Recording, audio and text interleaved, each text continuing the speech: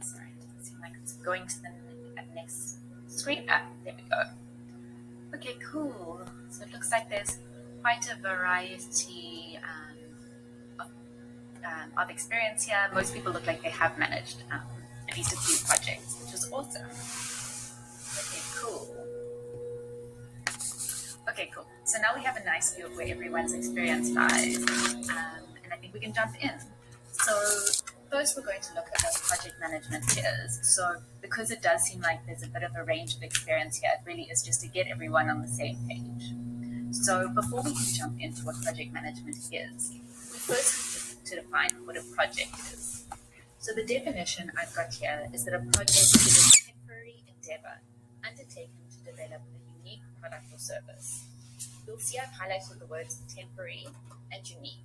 This is really important because these two words are specific to project management. They're not applicable to any other form of management. So a project is temporary, and that a project isn't there before you started. And once you've delivered the project, the team, the work, the resources, etc., everything is gone. For example, if we look at an example of building a house as a project, before you start building that project, there is no project and no house. And when you finish the project, that is that the house is built, all of your teams and equipment will leave the building site and move off onto another project. And then looking at the word unique. So a project is unique in that it's never been done before.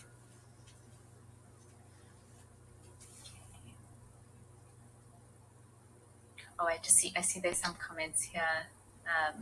I've not managed projects, not formal project management. I think there was an option for that. I think in just about every role there is an element of project management. So those options really did kind of cover everything. So I'm sure everybody has had at least a little bit of project management experience, even if it is just kind of managing a party or something similar.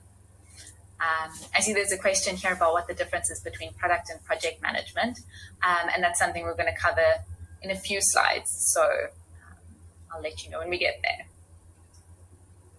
Okay, cool. So, what is project management? I see this slide isn't pulling through correctly. Hold on, sorry. Okay, there we go. Oh, for some reason it's got a animation, which I didn't know about, so that's a nice surprise. Okay, let me just pull it all up. Okay, there we go. So taking the definition of a project, which we just covered, this is how it fits into the project management space.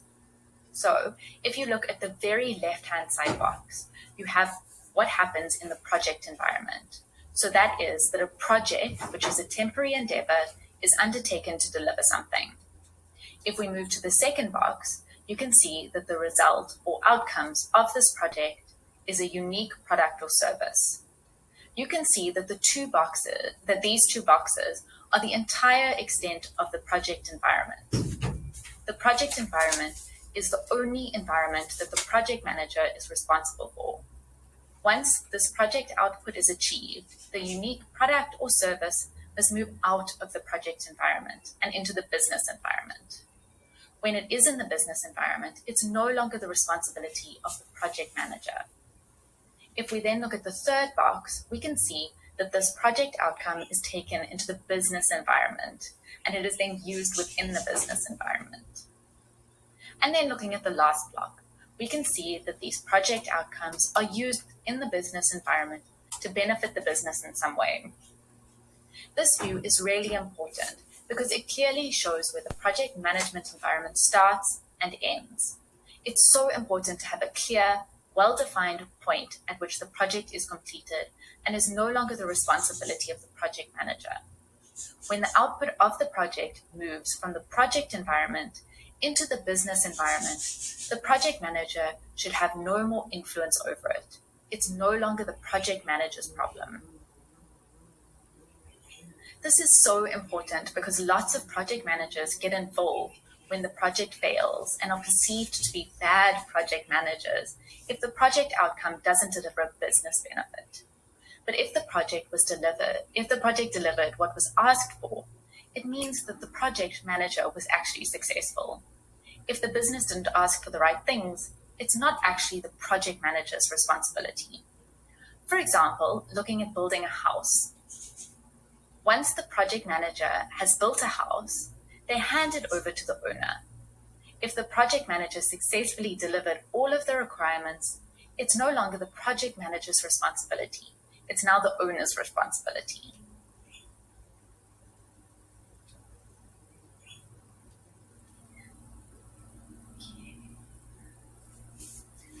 Okay, cool.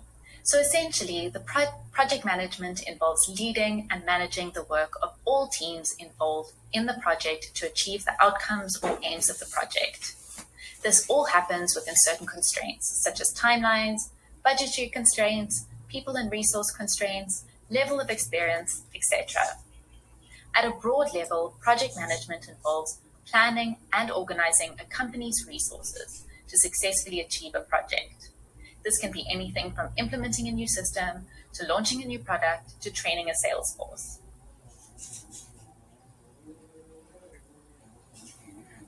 Okay, I see a few questions here.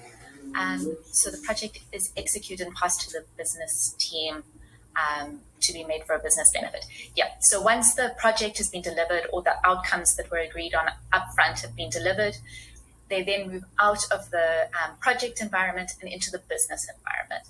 And then that outcome of the project is used by the business to benefit the business. If it doesn't benefit the business, that's not the fault of the project manager. If the project manager fully delivered the project, it's either because the requirements didn't work, because the outcomes didn't work within the business, whatever it is, but it's not the project manager's responsibility anymore. So the project manager isn't responsible for fixing it or changing it in any way.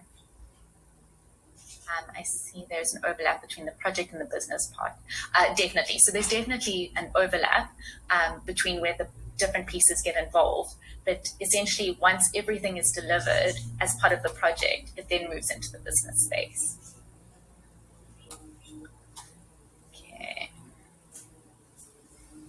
Okay, cool. So here's just answering the question on the difference between product management and project management. So product management is focused on creating and achieving the vision and goals for the product. It is ongoing management of that product to meet certain KPIs, and it has a high strategic focus. Project management, on the other hand, takes these goals and visions and makes them a reality. It's a temporary endeavor that happens over a limited time period. The work of the project manager focuses on capacity creation, work coordination, and execution. So there are definitely some skills that overlap between the two spaces, but there is a huge difference in the roles. In fact, I'm actually running a similar course to this, but in the product management space, because the roles are so completely different.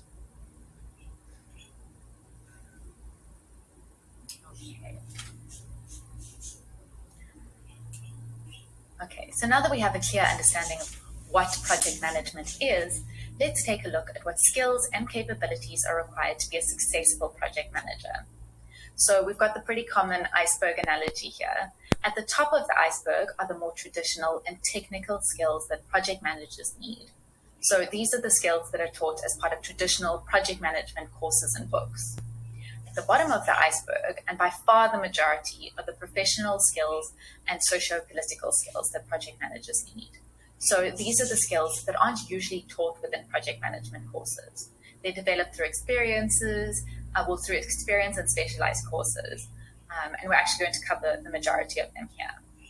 So the traditional skills at the top make a good project manager.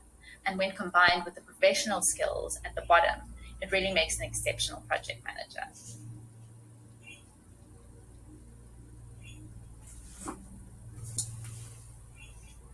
Okay, so as a project manager, what capabilities do we actually need? This looks at similar skills that were included within the iceberg view and breaks them down into the traditional capabilities on the left-hand side these are the skills that are typically taught as part of project management courses, and these are the capabilities that are at the top. And then on the right-hand side, we have the capabilities that have more recently been identified as necessary within the project management space. And these are all elements that make a good product manager great. These are the capabilities that were at the bottom of the iceberg. So in the interest of time, I'm not going to go into this in detail, but if you would like to go into it in detail yourself, you can access the slide deck and go through it.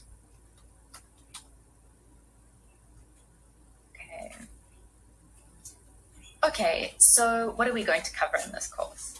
So we're going to cover both the foundational skills, so those are the skills at the top of the iceberg, as well as the professional skills, which were the skills at the base of the iceberg. Being a good project manager requires balancing of both of these skills. A successful project manager has all of these skills and knows how to effectively balance all of them. Rather than being really excellent at one, it's much more useful to be kind of good at all of them. So through this course, we're going to cover the key skills that are essential for each phase of the project process. This includes running and managing a project, successfully kicking off a project and getting it going, the skills for managing, influencing, and leading those around you, and then landing an awesome high-quality project within the timelines, within budget, etc.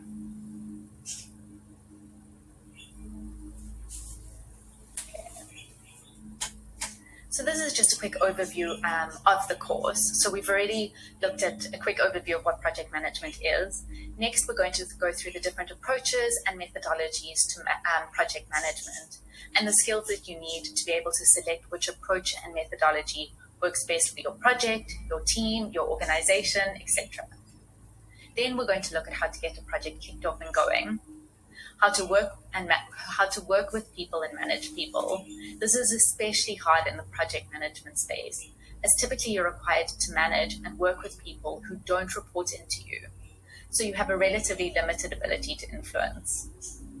Next, we're going to look at how to make sure you stick within timelines, which is something that's really important within the project management space. Then we'll look at how to leverage your skills to get things done, how to manage different resources on a project, including costs, risks, quality, etc. And then we'll wrap up the training. Okay. So who is this course for? So this course is for you if you're currently in some sort of technical role and you're either involved in managing projects in some way or you're going to start being involved. You're currently managing projects and you're keen to further upskill and become more successful within the role. You're thinking about moving into the project management space. If so, this is a really awesome place to start because it'll give you an understanding of what to expect as well as to help you optimize your skills before you move into the space. Your current role or your future role has an element of managing projects within it, which is typically the case within a huge range of roles, and you're interested in being highly effective within the project management element of your role. So you can see, taking all of these pieces into account, I guess the overriding message here is that project management and project management skills aren't just for project managers. As I said, in reality, almost everyone plans and runs a project at some point.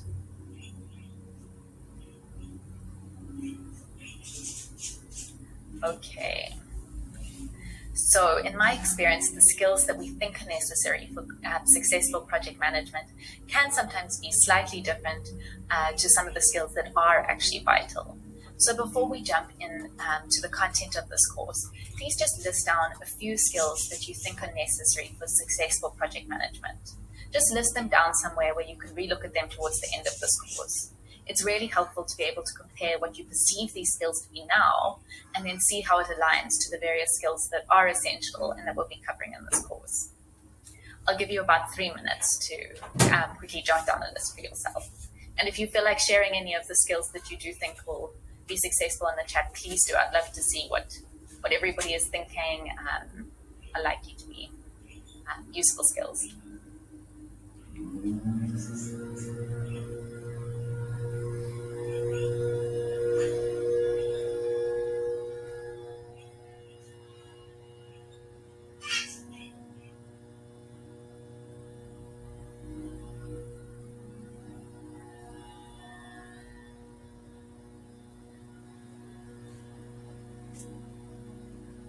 Strong and clear communication I see coming through. That's always a big one. I definitely agree with you. Making sure everybody is on the same page is very important. Otherwise, everybody tends to be going in different directions, doing different things. So I think that's a very, very good one. Planning, communication again, definitely strategy, time management and leadership. Definitely time management, leadership's a big one. To me, communicative and information. Lots of communication ones I see coming through. Influencing is a big one. Definitely time management. I've seen time management come through a few times. Negotiation, leadership, effective listening. Effective listening is a very good one. It kind of comes hand in hand with a successful communication. So it definitely is a good one. Requirement analysis. Definitely, I see there's a lot of technical skills coming through here. Critical thinking is definitely a good one. I've seen planning come through a few times. Management, risk management, people management. Definitely, these are all definitely technical skills. 100%. Empathy is a very good one and not one that people often think of. So that's definitely a good one. Stakeholder management, patience. Definitely patience, I would say. Positive attitude. Positive attitude is a very good one, and it definitely, I think, helps to keep you going and upbeat when things don't seem to be going your way. So I like that one. Being human and empathetic. That's interesting. Empathetic has come through a few times. Definitely communication is a strong one. Risk, quality, and people management is a strong one. Influencing came through a lot. Let's see what new ones are coming through. Flexibility, definitely. Ethics, I like it. I definitely agree with that. Ownership, organizational psychology, definitely. Effective communication. Oh, I like that. Allow others to throw their knowledge. That's a good one. That's a very good point. And definitely very valid. It's always good to get other people's opinions. Listen, establish a practical approach. Business alignment. Solutions mindset. That's a very good one. Conflict resolution, definitely a good one. Okay, I'll give you about another minute and then we can keep going.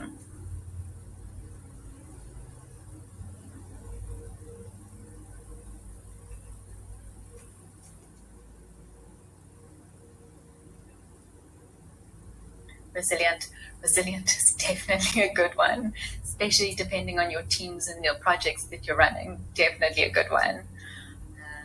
Alignment and document alignment, 100%. That definitely links up with clear communication. Motivational speaking is a very good one, and it feeds into the influencing one and the negotiating one that people have touched on as well. These are all brilliant. Okay, cool. Let's give it another 10 seconds and then we can go. Ability to encourage teamwork, definitely a good one. Stress management is a very good one. I'm actually surprised it hasn't come up before. Definitely a very good one. Commitment, leadership, these are all very, very good ones. And definitely all of them are very true. Being both detailed oriented and the big picture, very good point as well. Okay, cool. Let's move on. It's really nice to get a view of, and multitasking. That is a good one. It's nice to get a view of where everybody's head is at now, and we'll touch on it at the end of the course and see how it's changed and if it's changed. Adapting's changed. Very good one, actually. Nobody mentioned that one before unless I listened. Too many things needed to be a good project manager. That is true. Okay, cool. Let's move on. Feel free to keep posting in the comments if there's anything else you think of. I see somebody saying multitasking is an illusion. That is a very good point. And actually later in the course, we talk about how we shouldn't be multitasking. It's not very productive, which is good because I'm very bad at it. Okay, cool. Let's keep going.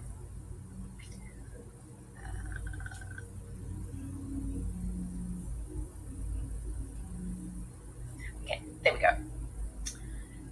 Okay, so first let's look at the approach to project management.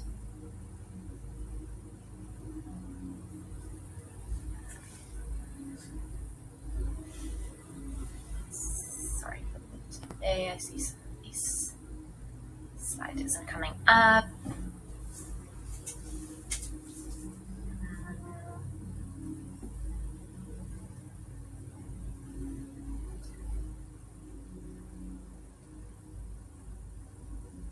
Sorry for the delay. The slide isn't coming up, John.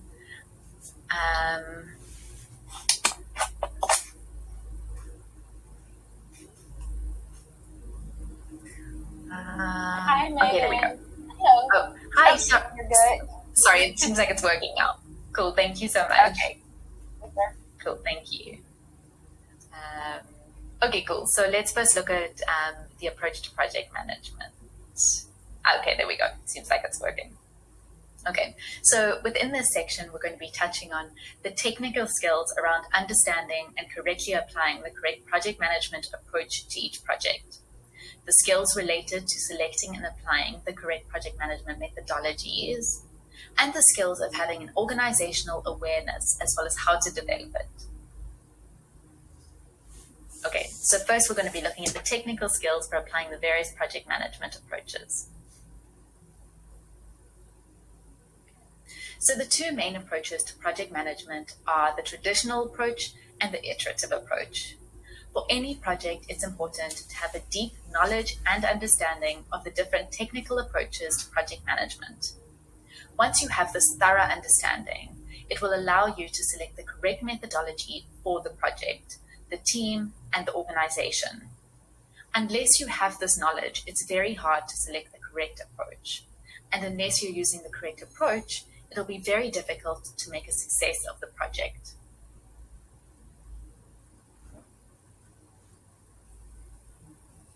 Okay, there are two main types.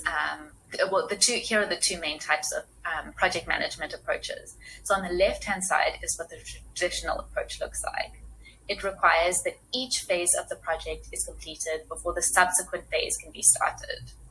And on the right-hand side is the iterative approach to project management, which is more of a continuous feedback loop.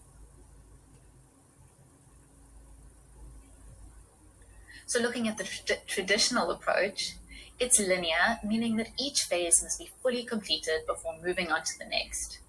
It's usually used for one large project and has one large release. All of the requirements are clearly defined upfront, and the approach requires thorough documentation, usually for each stage of the process. There is a very limited scope for change within the project. Once the project is defined upfront, it's not really possible to change anything during the project. And there is minimal customer involvement throughout the project, meaning that we don't really get feedback from the customers as we go.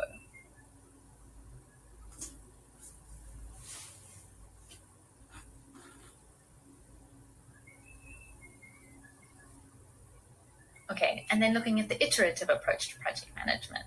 So this approach requires continuous releases, feedback gathering, and then making changes as necessary. It's a continuous loop. An iterative approach is usually either used for smaller projects or requires that larger projects are broken down into smaller pieces. There are multiple smaller releases rather than one large one, and there is minimal documentation required. The approach is to rather get it implemented and then aim to test it more quickly. Each step doesn't require extensive documentation. There is scope for change throughout the project, although it really must be within reason.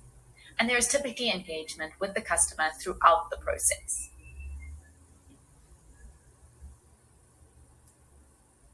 Okay, so an example of a traditional approach to project management. If we were releasing a book, each phase of the project would need to be completed before we move on to the next phase.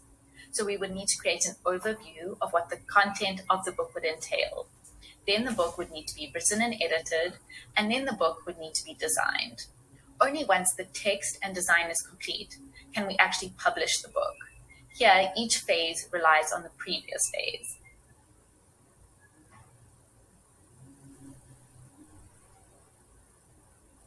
An example of iterative project management could be product development.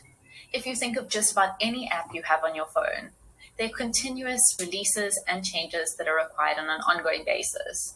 It's very likely that the app you initially downloaded looks pretty different from the one that you have now.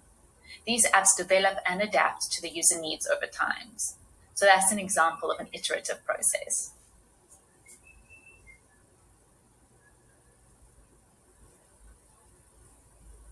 So the project management approach that you decide to take should be based on a few elements. Firstly is based on the project team and how it operates. Some project teams work well with iterative approaches, whereas teams that rely on a high level of detail and structure may struggle. Second, the type of project and the deliverables. For example, if you're looking for a lot of customer feedback throughout the project, then an iterative approach would be necessary. And third, the organizational approach and structure. It can be difficult to run an iterative project when the rest of the organization is centered on a traditional approach. It is possible that it can be hard. For example, in more traditional organizations, there are often politics in place that need a firm budget, a benefits realization statement, and a target date before a project can actually be approved. In this case, an agile approach really wouldn't work.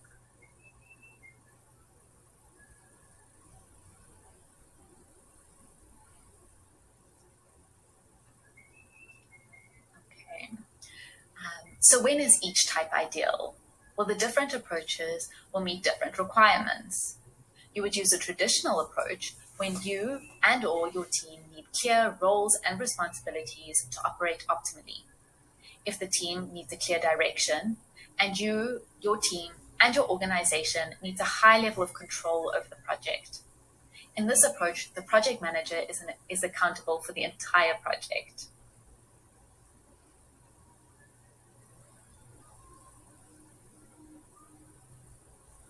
You would use an iterative approach if the project team operates in a flexible and collaborative manner.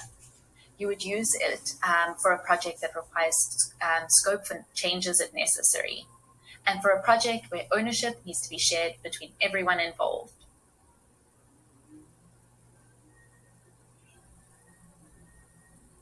Okay, so let's do a quick exercise.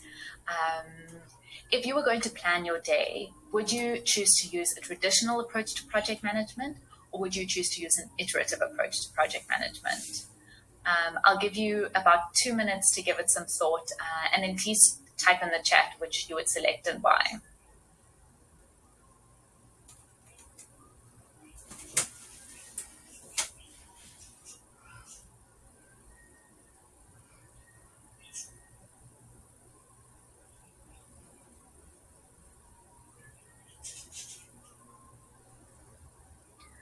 Okay, I see one person is saying iterative. If you can explain why you would pick iterative, that would also be great, just so I can kind of see your thinking. Iterative. Iterative because I want to be able to adapt throughout the day. Usually I use both. Take in feedback. Nice. Iterative, it needs to be open to change and changes depending on circumstances. Every day is fresh. Okay, definitely looks like most people are saying iterative. Iterative and agile approach, traditional and then iterative. I like mixing it up. I definitely like that. Iterative, we have a goal to achieve for the day. However, we need to adjust it for any items that come up during the day. Nice. Traditional. Most of my days are similar. Okay, that's a very good point. You're lucky in that most of your days are similar. Nice and easy to plan. Travel in my company is constantly changing, so iterative, traditional. Okay, so I see a few people are saying traditional because their days are pretty kind of constant and don't really change, so it is possible to change it during the day. And I see that majority of people are saying iterative, and a few people are saying traditional up front and then changing it to iterative. Okay, awesome. That's awesome. So I would definitely say iterative because of the scope for changes. And so you can kind of take feedback as the day is going on and tailor your day as it goes, whereas the traditional approach is very prescriptive. I see some more comments coming in here. Every day is new, so iterative. I like that. One day seems like a small project, so iterative seems more suitable. That's a very good point. It's a really nice perspective, actually. Both because there is routine as well as some elements of change. Okay, cool. So it looks like Looks like a nice mix between them. It also looks like everybody nicely understands the difference between traditional and iterative, which is awesome. Okay, cool, perfect. So it's nice to get a view from everybody. Let's jump to the next slide. Okay, cool. So now we'll look at how to select and apply the best project management methodology for your team, your project, or your organization.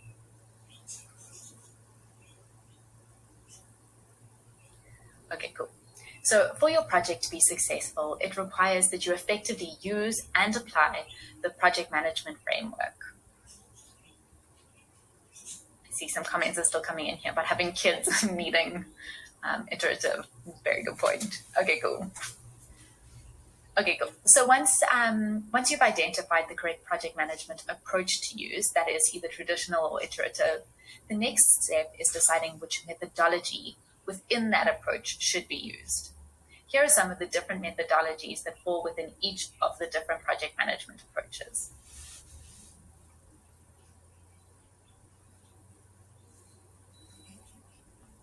So each different methodology has a specific framework, and each framework has their own specific processes, templates, and tools. We won't go into each of these in a lot of detail because each of these approaches really would require its own full course. Okay, so as we touched on, each of the methodologies have their own set of techniques, processes, tools, and templates. Selecting the correct methodology will depend on, firstly, the skills and experience of the team. If your team has always worked on waterfall projects, making the shift to an agile project really is a big shift. The different methodologies require different skills and also different mindsets. So being aware of this and taking this into account is really important. 2 is the expectations of the customers, stakeholders, etc. If your customers or stakeholders expect that there will be deep customer involvement throughout the process, then an iterative methodology would make more sense. Whereas if you have customers and stakeholders who are expecting that the scope will remain unchanged and that everything will be released at once, then a more traditional methodology would be more appropriate. 3, look at the organization's approach and structure. If the organization is hugely hierarchical and is largely inflexible, then following a traditional methodology such as waterfall may make more sense. 4, the budget and resources that you have available to you will have an impact on and be informed by the project management methodology. With limited resources and minimal budget, it may make more sense to use an iterative methodology with the aim to implement and make changes as and when more budget and resources become available. And lastly is the flexibility and complexity of the project that should inform the methodology. A highly flexible project would necessitate an iterative approach. It may be the case that different projects being run by one project team all use different approaches.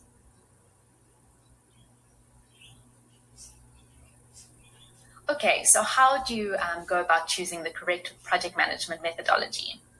Step 1 is to look at the project size and scope.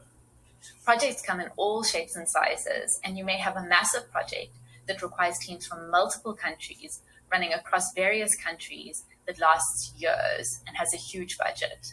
And you may also have a small team working on a project to redesign a website for a few weeks. These are extreme examples, but they clearly show the wide variety of projects. Each of which has a methodology that would be better suited to it. Looking at the massive project, the business needs are likely to change over time, given how long the project will run. In this instance, we would need a framework that allows for change, where planning is done before each new phase, not once off at the very start of the project. In this case, an agile project approach would make more sense. In the smaller, less complex few-week project, waterfall may be a good approach because requirements are clear up front and it's less likely that the business requirements will change within the short period that the project is running for.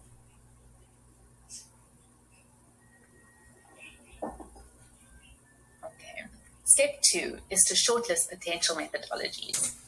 As you identify methodologies that could work, keep track of your options within a spreadsheet or similar tool. That way, you can easily compare the options, weigh up the pros and cons of each. The goal is to identify which methodology will return the best results while minimizing the project risks. Step 3 is to get team buy-in. Even though you may think that the framework which you selected is suitable, not everyone may agree with you. You need to get buy-in from everyone involved because they need to embrace your project management approach in order for it to be a success. This is a really important step. And step 4 is to validate the fit. To make sure you've made the right decision, you need to determine whether the methodology will work within the organization. This can be done by 1, doing a self-reflection to determine whether that methodology works for you. For example, does it help you to better manage the team? Does it help you to manage stakeholders, etc.? 2, comparing the rate of success of projects using different methodologies within your organization. Some of these success measures may be whether the project was delivered on time, within budget, within scope, etc. And 3, asking for feedback from teams who have used that methodology that you landed on. For example, did they find it useful? What were their difficulties? Did it work within the organization, etc.?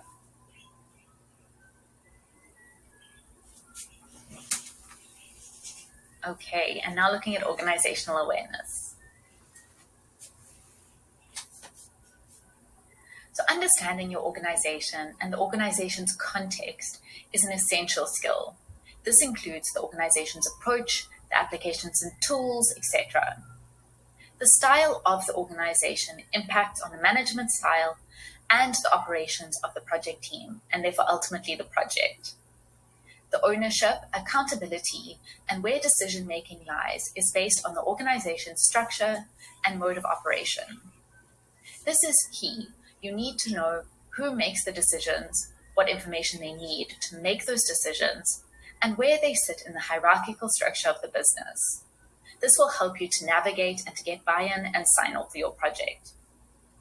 Having this organizational context is essential because it informs not only the chain of command and where responsibilities sit, but it also informs which project management approach and methodology will be successful within that specific organization.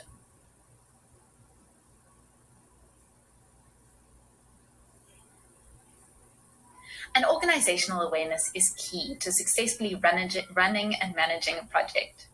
Having the context will allow you to make the right decisions that are informed by your organizational understanding.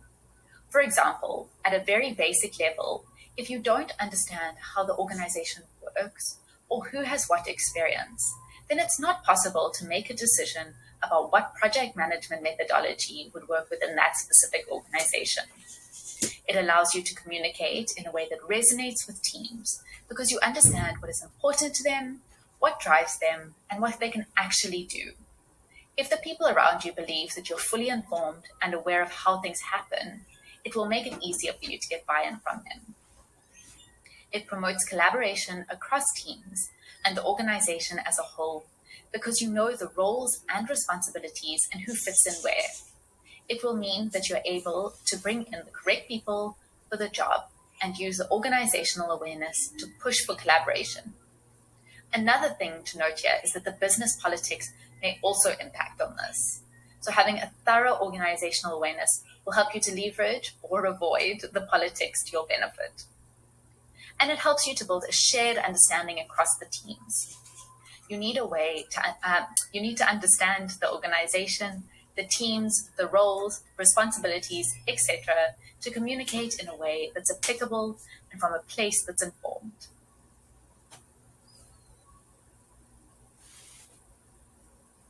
There are a few ways to develop an organizational awareness. This includes question and learn, asking questions and having a mindset to learn. This is a goal. The goal is asking questions to gather as much information as possible. You then need to learn from this and leverage this information. Roles and responsibilities. Getting an understanding of the roles and responsibilities and even the politics of the business. This will help you to make sure that you go to the right people for the right things. It also means that you can avoid or use office politics however benefits you. In some businesses, although certain people may not have influential roles on paper, in reality and due to the business politics, they may have more influence than you actually think. Getting an understanding of each of these elements will provide you with key information for your project. Systems, processes, and ways of work. Understanding these things will give you more technical-based insights for your project. Decision makers. Identifying key decision makers and what scope they have to make decisions about is really important.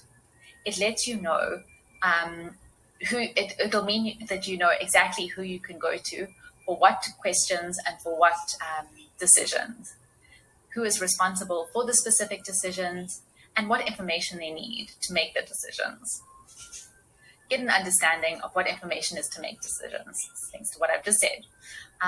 In that way, you can go to the right person with the right information and hopefully speed up the process and help parties to make the right and informed decisions in a timely manner. And then lastly is to map out decision networks. Having a clear view of the relationships and responsibilities of the decision makers will help you to keep track of everything and go to the right person for the right job.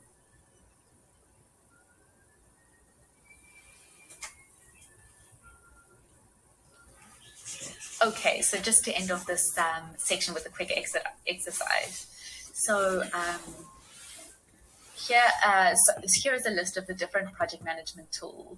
Some of them are ideal for use within the iterative methodologies. Some of them are ideal for the traditional methodologies, and most of them are both. Please select one that you haven't used before and